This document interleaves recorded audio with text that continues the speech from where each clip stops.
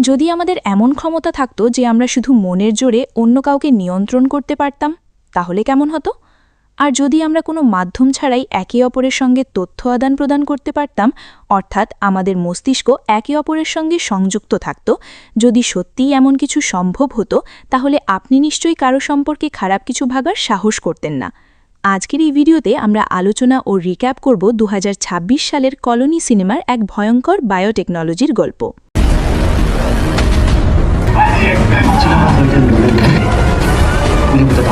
গল্পের শুরুতে আমরা দেখতে পাই এক সাবেক স্বামী স্ত্রীকে, যারা আলাদা হয়ে গেলেও এখনও একে অপরের খুব কাছের মানুষ এবং তাদের সম্পর্ক বেশ ভালো।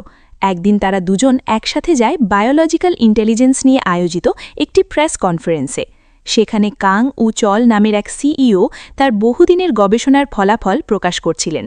তিনি দাবি করেন তার আবিষ্কার সম্পূর্ণ ভিন্নধর্মী এবং ভবিষ্যতে এটি মানুষের জীবনকে আরও উন্নত করতে পারবে। কনফারেন্সে কাং ও চল সবাইকে বলেন তার কোম্পানি অন্য সাধারণ আইটি কোম্পানি নয়, বরং এটি একটি বায়োটেকনোলজি কোম্পানি।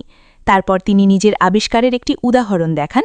তিনি একটি পক্ষাঘাতগ্রস্ত ইঁদুরের শরীরে তার আবিষ্কৃত বায়োটেকনোলজি ফ্লুইড ইনজেক্ট করেন, আর আশ্চর্যজনকভাবে ইনজেকশন দেবার কিছুক্ষণের মধ্যেই সেই ইঁদুর আবার হাঁটতে শুরু করে।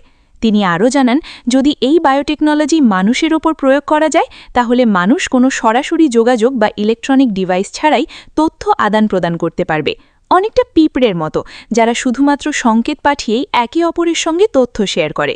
এইসব কথা শুনে সেখানে উপস্থিত সবাই বিস্মিত হয়ে যায় এবং কেউই সহজে বিশ্বাস করতে পারছিল না তারা ঠিক কী শুনল। কনফারেন্স শেষ হওয়ার পর গেসং তার সাবেক স্ত্রী সেজংকে কাং উ চলের সঙ্গে পরিচয় করিয়ে দেয়। আসলে গেসং চেয়েছিল সেজং যেন উ চলের কোম্পানিতে কাজ করে, কিন্তু ঠিক সেই মুহূর্তেই উ চল একটি গুরুত্বপূর্ণ ফোন কল পায় অ্যান্টি টেররিস্ট এজেন্সি থেকে। তারা ফোনে একটি ব্যক্তির নাম উল্লেখ করে জিজ্ঞেস করে উ চল সেই মানুষটিকে চেনে কিনা। নামটি শোনা মাত্রই কাং উ চল ভীষণ চিন্তিত হয়ে পড়ে, কারণ কনফারেন্স চলাকালীন যদি তার চোখের দিকে খেয়াল করেন তাহলে বোঝা যায় সে অনুভব করছিল কেউ তাকে নজরে রাখছে, আর সেই ব্যক্তির নামই ফোনে উল্লেখ করা হয়েছিল। পরে জানা যায় সেই লোকটির নাম ইয়ং চল। সে একসময় কাং উ চলের কোম্পানিতেই কাজ করত, কিন্তু পরে তাকে চাকরি থেকে বের করে দেওয়া হয়। অ্যান্টি টেররিস্ট এজেন্সির মাধ্যমে জানা যায় ইয়ংচল ওই ভবনে একটি ভয়াবহ সন্ত্রাসী হামলার পরিকল্পনা করছে, কারণ সে বিশ্বাস করত উ চল তার গবেষণা চুরি করেছে। তবে আসল ব্যাপারটা শুধু গবেষণা চুরি নয়, বরং ইয়ংচলের মনে ছিল আরও ভয়ঙ্কর এক পরিকল্পনা।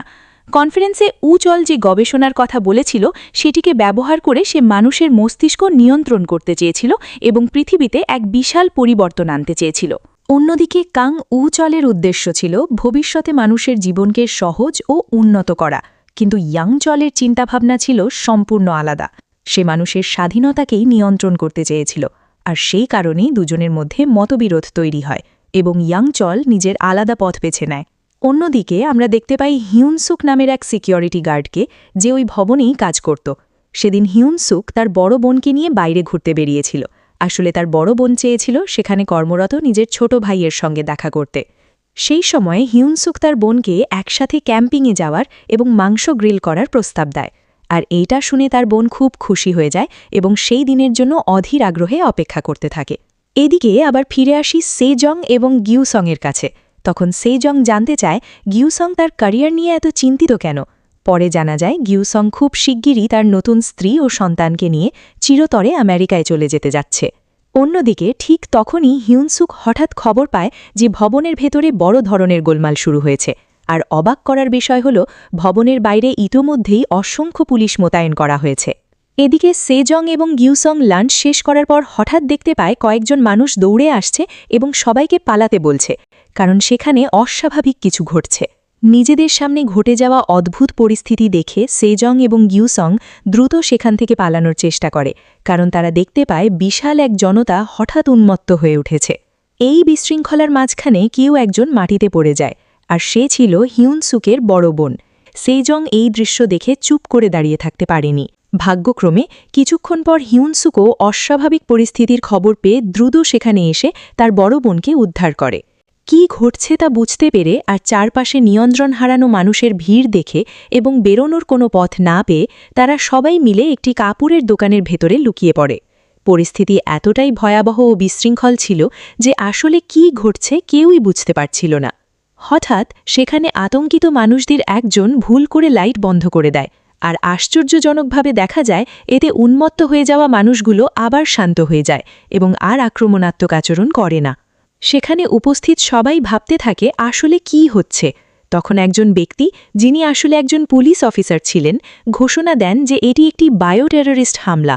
এর আগেই ওই অফিসার খবর পেয়েছিলেন যে ইয়াং চল নামের একজন ব্যক্তি কনফারেন্স হলে সন্ত্রাসী হামলার পরিকল্পনা করছে, আর এই অফিসারই আসলে কাং ও চলকে ফোন করেছিলেন, কারণ তিনি কাউন্টার টেরোরিজম এজেন্সির দায়িত্বে ছিলেন। পুলিশের ধারণা ছিল বাইরে যেসব মানুষ অস্বাভাবিক আচরণ করছে তারা ইয়াং চল তৈরি করা এক ধরনের জৈব অস্ত্রে সংক্রমিত হয়েছে। তবে সেই মুহূর্তে তাদের কিছুই করার ছিল না, কারণ খবরটি ইতোমধ্যেই চারদিকে ছড়িয়ে পড়েছিল। তাই সরকার দ্রুত সেনাবাহিনী মোতায়েন করে পুরো ভবনটি লকডাউন করে দেয়, যাতে ভেতরে থাকা কেউ বাইরে বেরোতে না পারে। এই মুহূর্তে তারা কিছুটা নিরাপদ অনুভব করছিল, কারণ সংক্রমিত মানুষগুলো আর আগের মতো আক্রমণাত্মক আচরণ করছিল না। কিন্তু হঠাৎই সংক্রমিতদের একটি দল দোকানের পেছনের দিকে লুকিয়ে থাকা একজনের ওপর আক্রমণ করে বসে। এটা দেখে সেজং সঙ্গে সঙ্গে সবাইকে লাইট বন্ধ করে দিতে বলে। সেজংয়ের কথা মেনে লাইট বন্ধ করার পর অবশেষে সংক্রমিতরা সেখান থেকে সরে যায়। কিন্তু এই শান্তি বেশিক্ষণ স্থায়ী হয়নি, কারণ কিছুক্ষণ পর রেস্টুরেন্টের সাইনবোর্ডের আলো জ্বলে ওঠে, আর তাতেই সংক্রমিতরা আবার উন্মত্ত হয়ে যায়। তখন সেজং বুঝতে পারে আলোই আসলে তাদের উত্তেজিত করছে। তাই সেখানে থাকা সবাই মিলে মানুষের আকৃতির একটি বোর্ড তৈরি করে, যাতে সংক্রমিতদের মনোযোগ অন্যদিকে নেওয়া যায়। তবে সমস্যা ছিল কিভাবে সেই বোর্ড ব্যবহার করে তাদের বিভ্রান্ত করা হবে তা কেউ জানত না। আর ঠিক তখনই অন্য পাশে আটকে পড়া মানুষদের বাঁচানোর জন্য হিউনসুকের বড় বোন হিউন হি নিজের হুইলচেয়ারটি দিয়ে দিতে রাজি হয়ে যায়, যদিও তার ছোট ভাই সেটা কিছুতেই মানতে চাইছিল না। সবকিছু পরিকল্পনা অনুযায়ী এগোতে থাকে। এরপর সবাইকে বলা হয় রাস্তার ওপাশের দোকানে চলে যেতে, যতক্ষণ না ওই টোপ সংক্রমিতদের আবার দূরে নিয়ে যায়। এই সময় গ্যাসং সাহস করে নিজেই সেই কাজটি করার সিদ্ধান্ত নেয়। শুরুতে সবকিছু ঠিকঠাকই ছিল, কিন্তু যেহেতু এটা একটা সিনেমা, তাই এরপর কি হতে চলেছে তা সহজেই বোঝা যায়। গ্যাসং সফলভাবে সংক্রমিতদের মনোযোগ অন্যদিকে সরিয়ে নিতে সক্ষম হয়। এরপর সংক্রমিতরা তাকে ধাওয়া করতে শুরু করে। গ্যাসং কোনোভাবে লুকিয়ে পড়লেও হঠাৎ সংক্রমিতদের আচরণ অদ্ভুতভাবে বদলে যেতে থাকে। আসলে তারা নিজেদের ক্ষমতা আরও উন্নত করছিল। শুরুতে তারা 4 হাত পায়ে দৌড়াচ্ছিল, কিন্তু ধীরে ধীরে সোজা হয়ে দাঁড়াতে শেখে। সবকিছু শুরু হয় তখন যখন গ্যাসংকে তাড়া করা এক সংক্রমিত সেই মানুষের আকৃতির বোর্ডটি দেখতে পায়, আর সেটাই যেন তার মধ্যে বোঝার ক্ষমতা তৈরি করে দেয়। এরপর তারা ধীরে ধীরে বিবর্তিত হয়ে দাঁড়াতে শেখে। আর সবচেয়ে ভয়ঙ্কর বিষয় হল, একবার দাঁড়াতে শেখার পর তারা একে অপরের সঙ্গে তথ্য আদান প্রদানও করতে পারে। ফলে তাদের গতি আরও বেড়ে যায় এবং তারা আগের চেয়ে অনেক বেশি হিংস্র হয়ে ওঠে। তবে ভাগ্যক্রমে শেষ পর্যন্ত গ্যাসংকে উদ্ধার করা সম্ভব হয়, মানে সে মারা যায়। এই ঘটনার পর স্বাস্থ্য বিভাগ পুরো ভবনটিকে অত্যন্ত বিপজ্জনক তন্ত্রাসী অঞ্চল হিসেবে ঘোষণা করে। আর সবচেয়ে ভয়ের ব্যাপার ছিল সংক্রমণটি অত্যন্ত দ্রুত ছড়িয়ে পড়তে পারে। পুরো ভবন তখন কোয়ারেন্টাইনের আওতায় আনা হয়, আর এলিট পুলিশ সেটি ঘিরে ফেলে। একই সময় গবেষকরা দ্রুত এর প্রতিষেধক বা ভ্যাকসিন খুঁজে বের করার চেষ্টা করতে থাকে। পাশাপাশি ইয়ংজল সেখানে তার ভয়ঙ্কর গবেষণা চালাচ্ছিল, সেই জায়গাতেও তল্লাশি শুরু হয়। ভেতরে আটকে পড়া সবাই জানতে চায় উদ্ধারকারী দল কবে তাদের নিতে আসবে, কিন্তু ফোনে খবর পাওয়ার পর পুলিশ জানায় আপাতত তারা ভেতরে প্রবেশ করতে পারবে না, কারণ বাইরে ছড়িয়ে পড়া সংক্রমণ ক্ষমতা ছিল ভয়াবহ মাত্রায়। আরও বড় সমস্যা ছিল এলিট পুলিশ বাহিনীকে সংক্রমিত মানুষদের হত্যা করতে নিষেধ করা হয়েছিল, কারণ সাধারণ মানুষ এখনও আশা করছিল ভ্যাকসিনের মাধ্যমে আক্রান্তদের সুস্থ করা সম্ভব হবে। এরপর পুলিশ তাদের জানায় সেখান থেকে বের হওয়ার একটাই উপায় আছে, এই পুরো ঘটনার মূল হোতা ইয়ংচলকে খুঁজে বের করা। জানা যায় ইয়ংচল নিজেই নিজের শরীরে ভ্যাকসিন ইনজেক্ট করেছিল, তাই তাকে জীবিত ধরে আনতে পারলেই উদ্ধারকারী দল তাদের কাছে পৌঁছতে পারবে।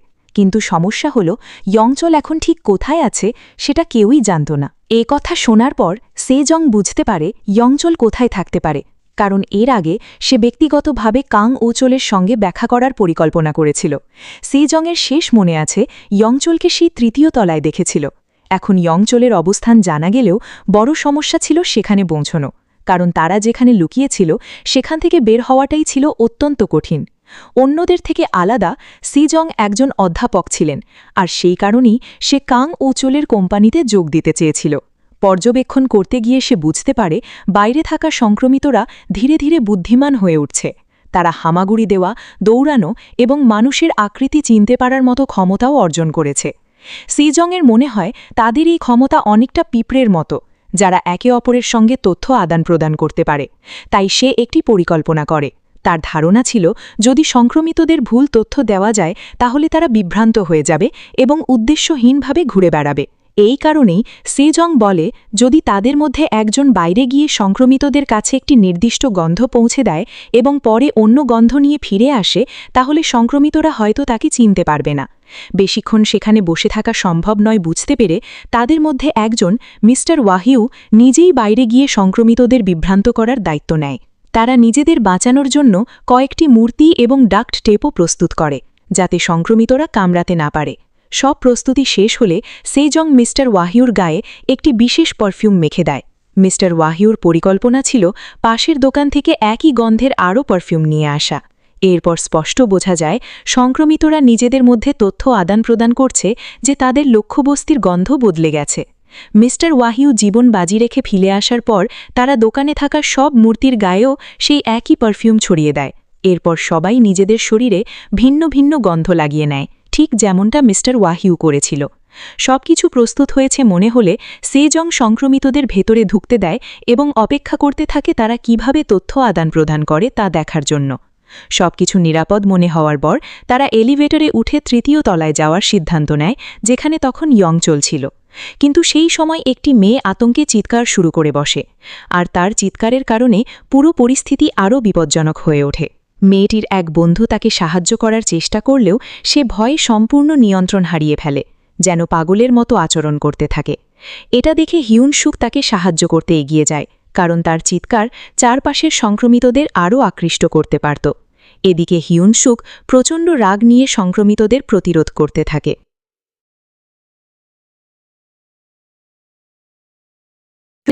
অন্যদিকে আমাদের দেখানো হয় গিউসংয়ের স্ত্রীকে, যিনি আসলে একজন গবেষক, আর সেই রাতেই অবশেষে ইয়ংচলের গোপন গবেষণাগারের সন্ধান পাওয়া যায়। গবেষক দলটি ইয়ংচলের লুকানোর জায়গায় প্রবেশ করে দেখতে পায় তার ল্যাবরেটরিতে অসংখ্য বানর রাখা আছে। অদ্ভুত বিষয় হল বানরগুলো পুরোপুরি জমে থাকা অবস্থায় ছিল। তখন তারা জিজ্ঞেস করে, এগুলো কি এখনও জীবিত? গিউসংয়ের স্ত্রী জানায় হ্যাঁ, তারা এখনও বেঁচে আছে। ঠিক সেই সময় সেনাদের একজন খেয়াল করে একটি বানর কাঁচের ভেতর থেকে বেরিয়ে এসেছে, আর মুহূর্তের মধ্যেই পুরো বানরের দল জীবন্ত হয়ে ওঠে, সেখানে থাকা সেনাদের উপর আক্রমণ চালায়। কিন্তু আরও অদ্ভুত ঘটনা ঘটে যখন একটি বানরকে গুলি করে মারা হয়, কারণ সেটি মারা যাওয়ার সঙ্গে সঙ্গেই বাকি সব বানর আবার স্থির হয়ে যায়। অন্যদিকে সেজং এবং বাকিরা অবশেষে তৃতীয় তলায় পৌঁছে যায়। সেখানে তারা ইয়ংচলকে খুঁজে পায়, যে একটি কক্ষের ভেতরে আটকা পড়েছিল, আর পরে জানা যায় তাকে সেখানে আটকে রেখেছিল স্বয়ং কাং উচল। ইয়ংচলকে ধরার পর পুলিশ জানায় এখন তাদের পরবর্তী গন্তব্য হবে ছাদে যাওয়া, যেখানে উদ্ধারকারী দল অপেক্ষা করছে, আর সেখানে পৌঁছানোর একটি নিরাপদ পথ হিউন সুক জানত। তারা এলিভেটরে ওঠার সঙ্গে সঙ্গেই পুলিশ বাইরে থাকা টিমকে সতর্ক করে দেয় যেন তারা প্রস্তুত থাকে, কারণ তারা ছাদের দিকে এগোচ্ছে। সংক্রমিতদের এড়িয়ে চলার সময় মিস্টার ওয়াহিউকে বেশ চটপটে লাগছিল, কারণ সে আগে একজন পেশাদার অ্যাথলিট ছিল। তাকে এভাবে স্লাইড করতে দেখে ইয়ংচল অবাক হয়ে যায় কিভাবে সে এত দক্ষতার সঙ্গে নিজেকে বাঁচিয়ে রাখছে। কিন্তু হঠাৎই ইয়ংচল এমন একটি কাজ করে বসে যা সবাইকে হতবাক করে দেয়। সে আচমকার নবম তলার বাটন চাপ দেয় এবং মিস্টার ওয়াহিউকে সংক্রমিতদের সামনে বলি হিসেবে ফেলে দেয়। মিস্টার ওয়াহিউ মারা যায়, আর তার সঙ্গে সেই মেয়েটিও প্রাণ হারায় যে পুরো সময় ঝামেলা সৃষ্টি করছিল। অন্যদিকে ইয়ংচল শান্তভাবে সেখান থেকে বেরিয়ে যায়। সংক্রমিতদের মাঝখান দিয়ে ইয়ংচলকে একদম স্বাভাবিকভাবে হেঁটে চলে যেতে দেখে এলিভেটরে থাকা সবাই অবাক হয়ে যায়, কারণ সংক্রমিতরা তাকে একবারও আক্রমণ করেনি। পরে পুলিশ ধারণা করে হয়তো তার শরীরে আগে থেকেই ভ্যাকসিন ইনজেক্ট করা ছিল, যার কারণে সংক্রমিতরা তাকে আক্রমণ করছে না। পুলিশ জানায় ইয়ংচলকে ফিরিয়ে আনা ছাড়া তাদের ভবন ছাড়ার অনুমতি নেই।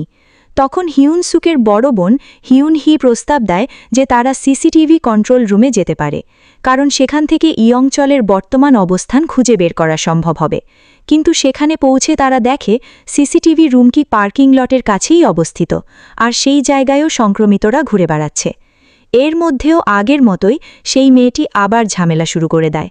তবে ভাগ্যক্রমে তার অতিরিক্ত দয়ালু বন্ধু, যাকে সে সবসময় অপমান করত, এখনও তাকে সাহায্য করতে এগিয়ে আসে।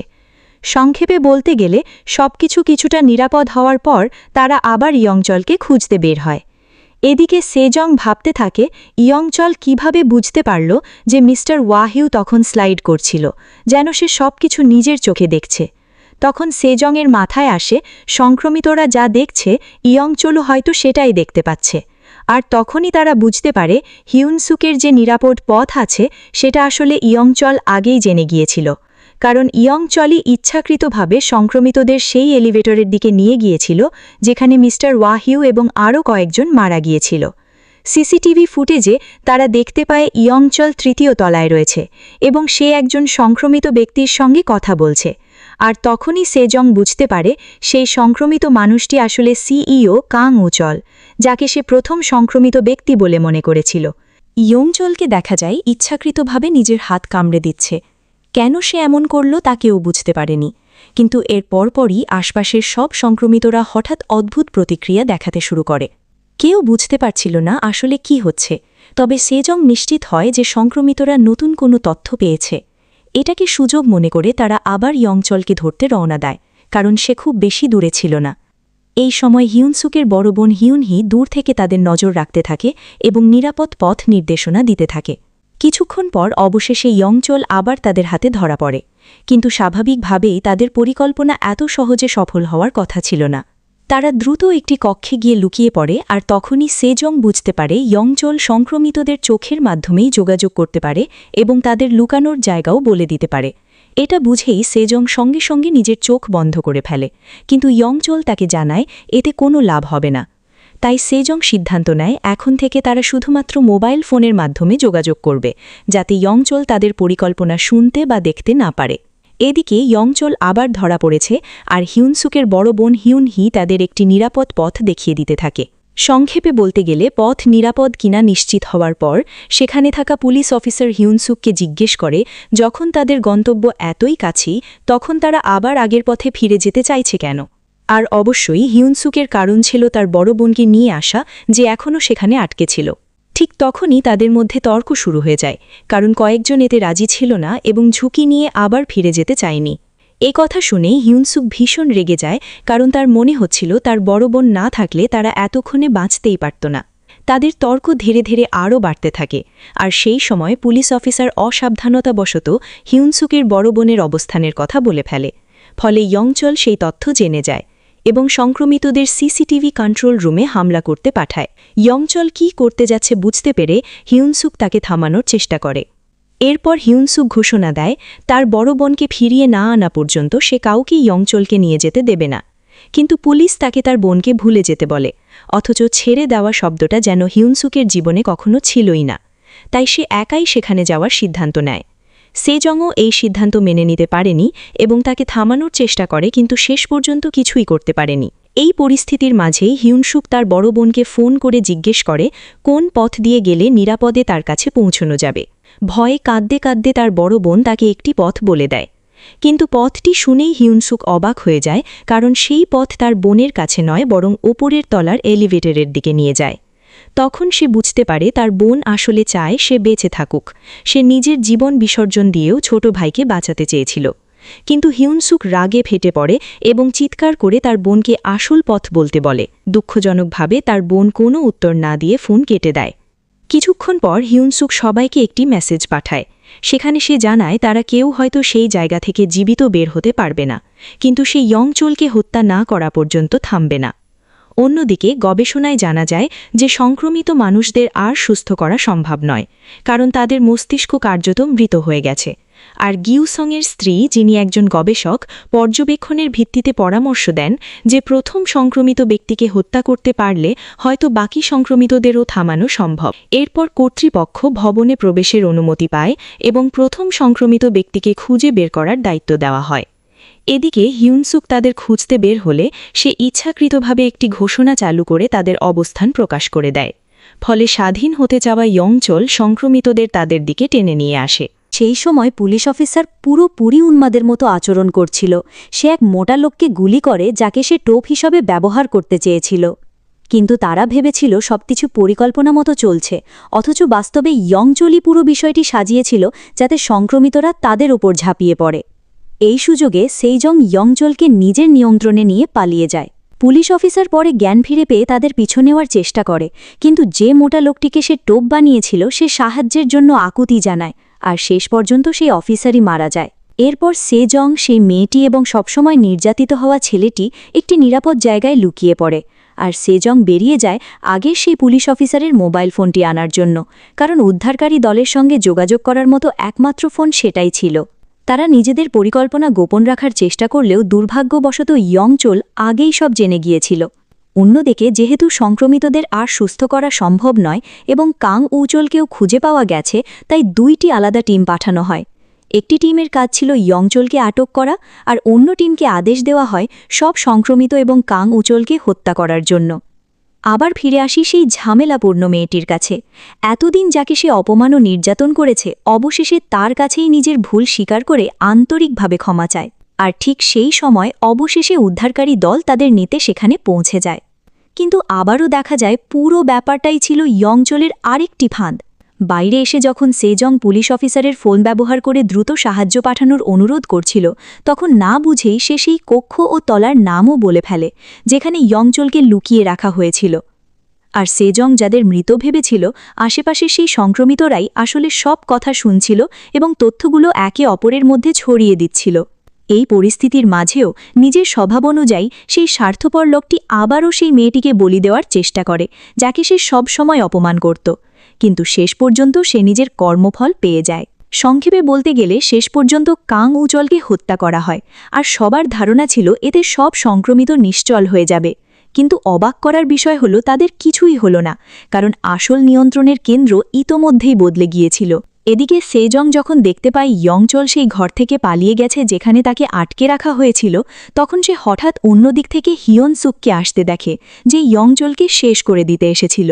হিয়নসুকের সামনে থাকা সংক্রমিতরা যেন কিছুই না, সে একাই সবাইকে মোকাবিলা করতে থাকে, এমনকি ইয়ংচোল নিজেও তার সামনে কিছুটা ভয় পেয়ে যায়। কিন্তু ইয়ংচোল সেখানেই থামেনি, সে হিয়নসুককে একটি ভয়ঙ্কর উপহার দেয়, তার বড় বোনকে সামনে এনে। নিজের বড় বোনকে 2 পায়ে দাঁড়িয়ে থাকতে দেখে হিয়নসুক পুরোপুরি হতভাগ হয়ে যায়, কারণ সে কখনো কল্পনাও করেনি তার বোন আবার নিজের পায়ে দাঁড়াতে পারবে। কিন্তু সে বুঝতে পারে তার সামনে দাঁড়িয়ে থাকা মানুষটি আর আগের সেই মানুষ নয়। শরীর একই থাকলেও ভেতরের মানুষটা পুরোপুরি বদলে গেছে। সংক্ষেপে বলতে গেলে শেষ পর্যন্ত এলিট টিম ইয়ংচোলকে আটক করতে সক্ষম হয়। কিন্তু এখানেই সব শেষ হয়নি। হঠাৎ করেই ইয়ংচোলকে পাহারা দেওয়া এলিট টিম বাইরের সৈন্যদের ওপর গুলি চালাতে শুরু করে, আর কিছুক্ষণের মধ্যেই ইয়ংচোল সেই সৈন্যদেরও নিয়ন্ত্রণে নিয়ে নেয়, যারা আগে কাং উচোলকে খুঁজছিল এবং ইতোমধ্যেই সংক্রমিত হয়ে পড়েছিল। অবশেষে ইয়ংচোল শহরের দিকে এগোতে শুরু করে, আর এতদিন ধরে যে ভয়াবহ পরিকল্পনা সে করছিল সেটাই ধীরে ধীরে বাস্তবে পরিণত হতে থাকে। এই আতঙ্কই ছিল ইয়ংচোলের আসল লক্ষ্য। সে পুরো মানবজাতির মস্তিষ্ক নিয়ন্ত্রণ করতে চেয়েছিল। তার কাছে এটা ছিল এক নতুন যুগের সূচনা, এক ভয়ঙ্কর পরিবর্তনের ধাপ। আর সত্যি বলতে পুরো পরিকল্পনাটাই ছিল সম্পূর্ণ পাগলামিতে ভরা। অবশ্যই ইয়ংচোলের এই ভয়ঙ্কর পরিকল্পনা যে কোনো মূল্যে থামানো জরুরি ছিল। আর সেই মুহূর্তে সেজংয়ের একটাই লক্ষ্য ছিল যেভাবেই হোক ইয়ংচোলকে শেষ করা। এর আগেই গিউসংয়ের স্ত্রীর কাছ থেকে সেজং জানতে পেরেছিল যদি মূল সংক্রমিত ব্যক্তিকে হত্যা করা যায় তাহলে বাকি সব সংক্রমিতও একসঙ্গে থেমে যাবে। কিন্তু তারা ইতোমধ্যেই সেটা করে ফেলেছিল, তবুও কিছুই ঘটেনি। তখন সেজংয়ের মনে হয় হয়তো ইয়ংচোলকেই হত্যা করতে হবে, কারণ সে কাং উচোলের সঙ্গে আগে যা করেছিল তার সঙ্গে পুরো ঘটনার কোনো গভীর সম্পর্ক রয়েছে। কিন্তু এত কিছুর পরও একা ইয়ংচোলকে হত্যা করা যে খুব কঠিন হবে সেটা সেজং খুব ভালোভাবেই বুঝতে পারছিল। এদিকে সেজং নিজেই তখন সংক্রমিতদের প্রধান লক্ষ্যবস্তুতে পরিণত হয়েছিল। কিন্তু আশ্চর্যের বিষয় হল তাকে ঘিরে থাকা সংক্রমিতরা হঠাৎ বিভ্রান্ত হয়ে পড়ে। তারা যেন বুঝতেই পারছিল না কাকে আক্রমণ করবে। কারণ সেই সময় সেজং এমন একটি পোশাক পরেছিল যেটিতে সংক্রমিতদের শরীর থেকে বের হওয়া শ্লেষ্মার গন্ধ লেগেছিল। আর সেই গন্ধের কারণেই সংক্রমিতরা বিভ্রান্ত হয়ে যায় এবং ঠিক করতে পারছিল না তাদের আসল লক্ষ্য কে। ইয়ংচোল বুঝতে পারার সঙ্গে সঙ্গেই যে সংক্রমিতরা আর সেজংকে চিনতে পারছে না, সে ধীরে ধীরে তাদের নিয়ন্ত্রণ হারাতে শুরু করে। আর তখনই সেজং বুঝতে পারে সংক্রমিতদের আচরণ আবার আগের স্বাভাবিক অবস্থায় ফিরে গেছে। এরপর ইয়ংচোল সিদ্ধান্ত নেয় এবার সে নিজের হাতেই সেজংকে হত্যা করবে। বিষয়টা বুঝতে পেরে সেজং দ্রুত একটি গাড়ির নিচে লুকিয়ে পড়ে। কারণ সংক্রমিতরা যখন আগের স্বাভাবিক হিংস্র আচরণে ফিরে আসে তখন তারা সামনে যা পায় তাকেই আক্রমণ করতে শুরু করে। যদিও ইয়ংচোল তখন আর তাদের নিয়ন্ত্রণ করতে পারছিল না, তবুও নিজের শরীরে ইনজেক্ট করা সিরামের কারণে সে সংক্রমিতদের আক্রমণ থেকে নিরাপদে ছিল। কিন্তু শেষ পর্যন্ত ইয়ংচোলেরও মৃত্যু হয়, কারণ আগুনে পুড়ে সে মারা যায়। আর কিছুক্ষণ পর ঠিক যেমনটা আশা করা হয়েছিল, বাইরে থাকা সব সংক্রমিত